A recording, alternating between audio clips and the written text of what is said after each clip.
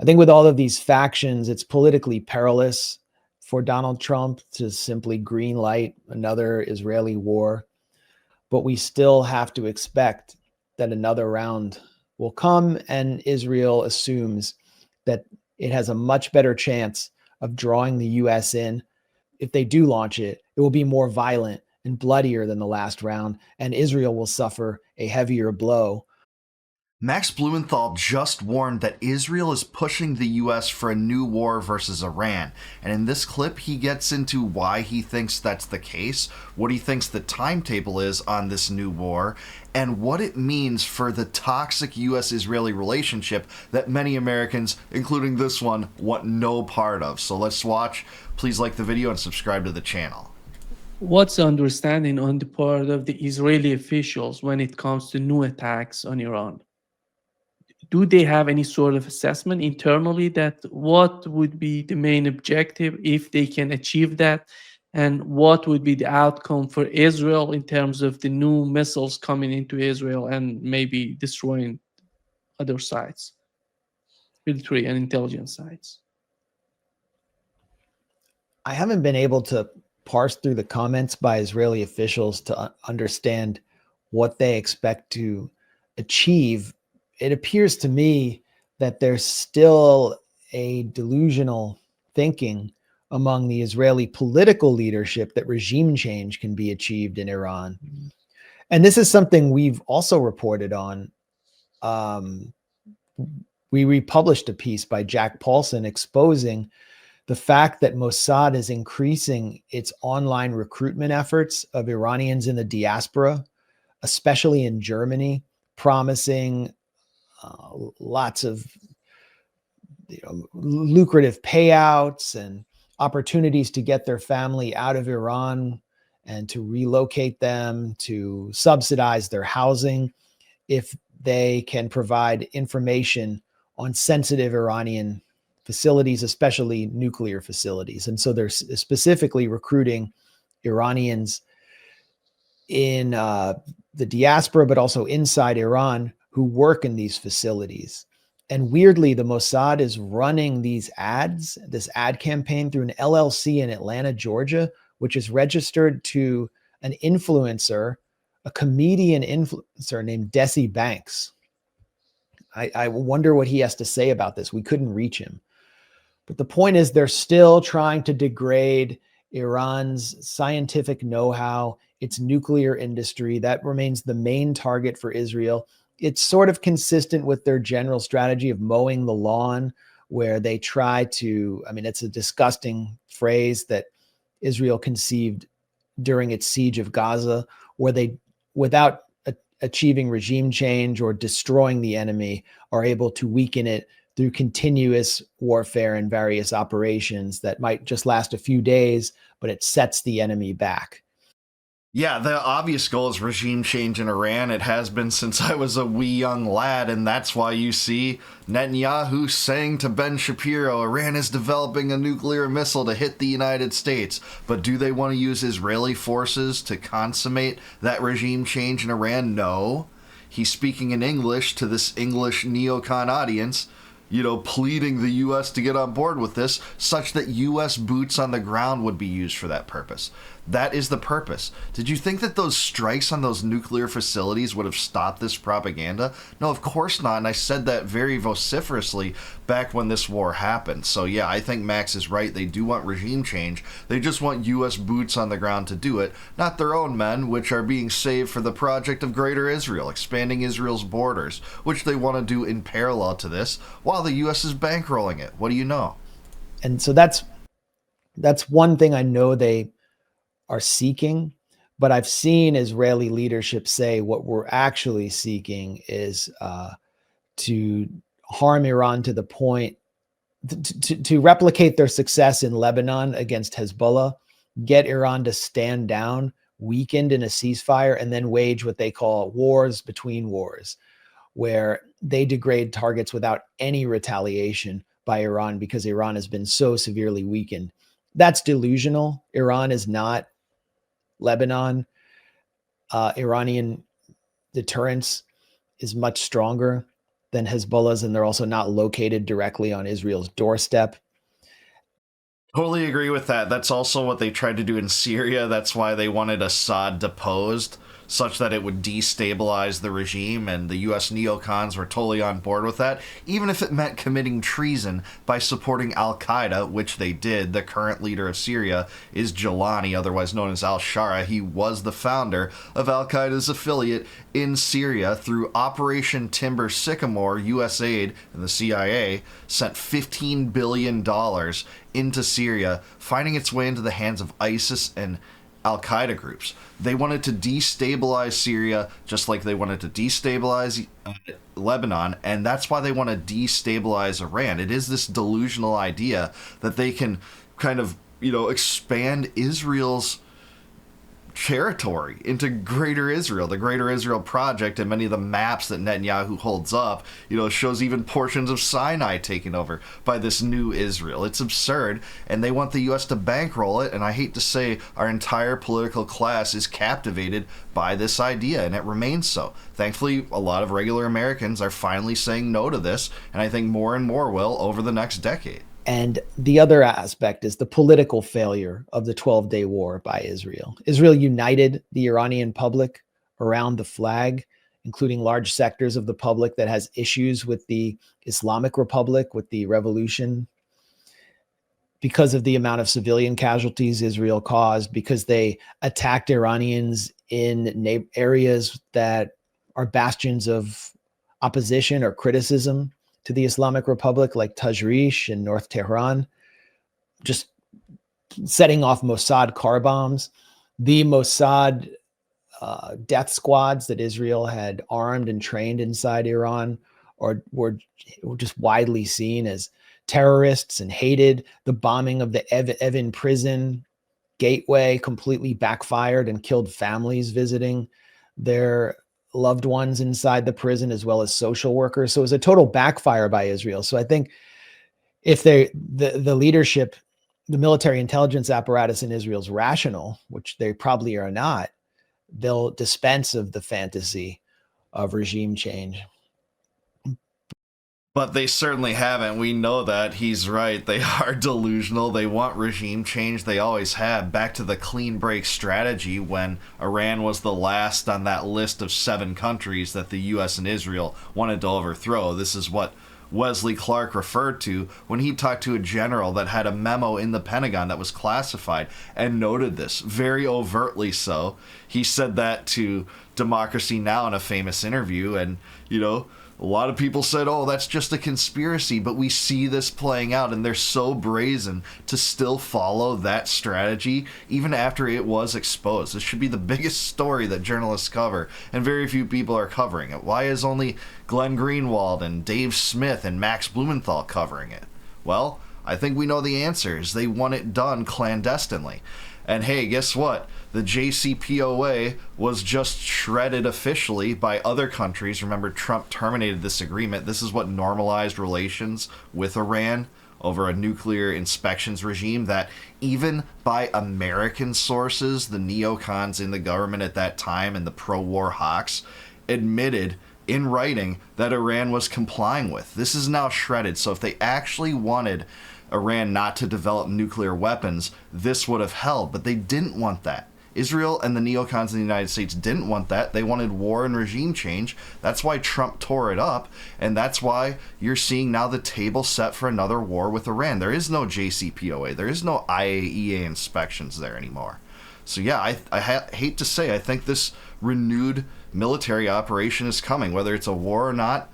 I hope it doesn't involve U.S. boots on the ground, and, I wouldn't pass this regime of trying to create that propaganda if they have a false flag to support it. A false attack, blaming Iran for attacks on U.S. troops or Israelis in the region being the centerpiece of this campaign. But I think they exist in their own bubble, and the political dimension is also pushing Israel to war, which is Netanyahu's own survival and the sheer fanaticism of the Jewish Israeli public. The Trump administration, when it came to power, has decided to go after Yemenis, Houthis. They said that this time going to be different. We're going to make them, feel how powerful the United States is. They went there, and after all, they have decided to withdraw from the Red Sea, Bab el Mandab, and that region. Do you think the same curves goes to the conflict between the United States and Iran? How do they feel? Do they feel differently, or they have learned something from the first phase of the war between the United States, between Israel and Iran, and then United States interfered? What is the point? Do you think that there are some people in the administration that they feel that they can defeat Iran, or they feel the same way that it was in the Bab el Mandab, in the Red Sea? That's not going to work. We're not going to go in that direction. I think the faction in the White House that believes it can defeat Iran was seated in the Knesset, or the figures were seated in the Knesset, one of them right in front of Miriam Adelson. And that was John Ratcliffe, who we identified based on comments from a Trump administration official at the Gray Zone as Mossad stenographer, someone who had convinced Trump that Iran was on the verge of producing nuclear warheads and actually even distributing nuclear warheads to Yemen's Ansarullah, another WMD hoax. John Ratcliffe is essentially unqualified for any intelligence position, even in the House of Representatives. He sure is, and he was a chief architect of expanding FISA 702, which was a provision that allows the U.S. government to shred the Fourth Amendment and put Americans under warrantless surveillance if they happen to be, having a chance conversation with someone overseas that the U.S. government brands a terrorist. Then your own person's papers and effects are subject to searches and seizures without a warrant. That's what the Fourth Amendment is supposed to prohibit. John Ratcliffe is horrendous. He is the one that Max Blumenthal exposed as allowing Mossad agents into the room while Trump was conducting and formulating strategy on how to deal with Iran. Foreign intelligence agents from Israel into the U.S. cabinet to advise Trump. And guess who Trump usually chooses over, say, Tulsi Gabbard on such matters? Not that I think Tulsi is perfect, hardly that. Especially on this. I think she changed the intelligence to fit this narrative on the eve of the U.S. bombing, but at the same time, Mossad seems to be influencing the president more. He was a backbencher and a small-town lawyer from suburban Dallas. He represented a town of like 7,000 people outside Dallas, and now he's risen to the head of the CIA. And a lot of it has to do with backing from AIPAC as Israeli intelligence, and they essentially control his thinking, while the lesser known officials in the CIA make him feel important and manipulate him in their own way. So what was he doing seated in front of Miriam Adelson? It was because he's so friendly and so close with the Israelis and played such a seminal role in getting to the point where Israel felt like it could start a war unprovoked against Iran, and that the U.S. would rescue it from the consequences of the war it launched but could not finish. And there are other figures in the administration. The former CENTCOM chief, Michael Kurilla, was another figure that Israel loved. They called him Israel's favorite general. And it's shocking that a foreign country can have that much influence over the top U.S. military brass, that they could even say that publicly. Yeah, but that's the state of U.S. politics, too. There's nothing abnormal about that, I hate to say. And it's Marco Rubio, and it's Mike Huckabee, and it's Mike Waltz when he was in the administration, too. That was the litmus test to enter this administration. Kash Patel, too, said, we need to focus more on Israel. He said more on Israel before he obtained that BI director. That's the state of American politics, and it won't change until the people just turn away from this and the regime lacks all political capital to do this. That's happening slowly but surely, but if U.S. citizens don't want to pay this in the form of debt and inflation, they have to turn quicker. Replacement, I think his name is Bradley Cooper. He's very, I can't discern any difference between him and Kurilla. Pete Hegseth, he'll do whatever Donald Trump wants. He's just a Trump loyalist, and he's concerned with more concerned with humiliating woke generals for being fat and gay than he is with actual, geopolitics. He's basically a Trump loyalist. Then you have Trump and who's erratic, JD Vance, who said he's against war with Iran, and the American public, which is dead set against the war, including most of MAGA except for Fox News viewers over age 55. Hate to say that is the demographics. Of course, there's exceptions to that, but that's what we're seeing. This is a demographical shift. It's not really a political shift that's partisan away from Israel. It's more of an age-based demographic shift, and I think that's a good thing. This could be a really interesting single-issue coalition for people of both sides and dissidents of both sides to rally toward. This the ending of the robbery of U.S. sovereignty by the Zionists and Israel firsters. What's a better thing to rally around than that? I don't know of one. Fox News has become a straight up vehicle for Israel. I think with all of these factions, it's politically perilous for Donald Trump to simply green light another Israeli war. And after this peace spectacle, I think it sets the clock back on an Israeli war. I think the clock was the timeline was set back as well by Israel's self-destructive strike in Qatar, but we still have to expect that another round will come, and Israel assumes that it has a much better chance of drawing the U.S. in now than it will after a potential midterm election in which the Republicans suffer a humiliating defeat and the Democrats take control of the House and possibly even the Senate. So I still would expect somewhat in the near term the Israelis to attempt something. I just don't know what they're actually thinking. And I think we can all assume if they do launch it, it will be more violent and bloodier than the last round, and Israel will suffer a heavier blow, potentially with ballistic missiles and weapons that we hadn't even seen before. Yeah, I'm generally with Max. He thinks that there's some setbacks to this renewed crusade for a new push to war with Iran, but seems to believe it's coming. Douglas McGregor just said he believes it's coming before Christmas. It's hard to put a timetable on this, but I know the table's being set for it. That point he raised about the midterm elections and how this might affect this is an interesting point that seems to put a time constraint on the most rigid Zionists that want this within the Trump administration to push for it. Not that the establishment Democrats are, that much different on Israel or anything like that, or allegiance to Israel or getting involved in Israel's wars. Certainly they're not. I mean, just look at Chuck Schumer and what he thinks about these issues. It's very clear, right? But at the same time, we don't know the types of candidates that might win in these midterm elections in various states, where there are primaries, where there are going to be contests. Could it be a more populist-leaning Democratic sweep than we thought, that we've seen compared to the past, where it is establishment, AIPAC foot soldiers that are influenced by the Israel lobby? Maybe it's populists that don't buy into the Israel first mentality. That is a lot of the left activism base. That is a lot of the Democratic activists that don't, buy into this Israel first mentality. So if they win the House or the Senate, that could mean a lot when it comes to putting the damper on this quest for, renewed war with Iran. I hope that happens. I hope that is the type of candidates that wins, at least in regard to foreign policy. That's for sure.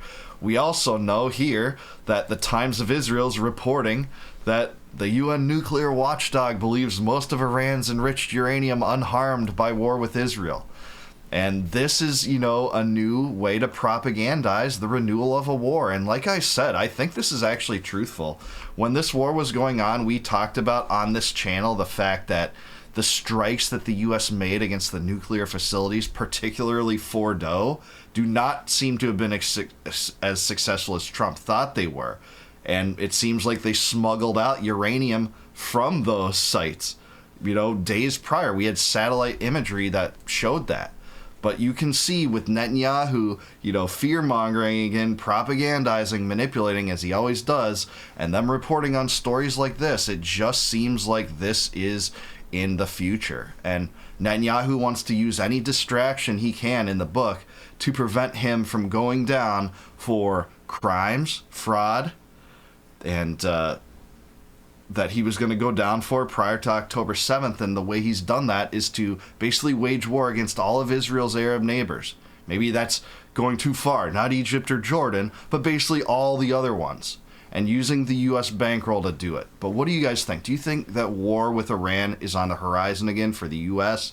Do you think there's any chance that U.S. boots on the ground would be involved? Do you fear, like me, a false flag attack to draw the U.S. in? Let me know in the comments down below. Please like the video, subscribe to the channel, subscribe to Dialogue Works. This was an awesome conversation. Thank you, Nima. This was excellent. And if you like this video and my commentary, please consider becoming a YouTube member. You can do that by clicking the join button below. If you do that, I will give you access to all my videos before they go live to the general public on YouTube. And until I see you guys next time, no more war, no more debt, no more inflation, and no more empire. Peace out, guys. Catch you in the next one.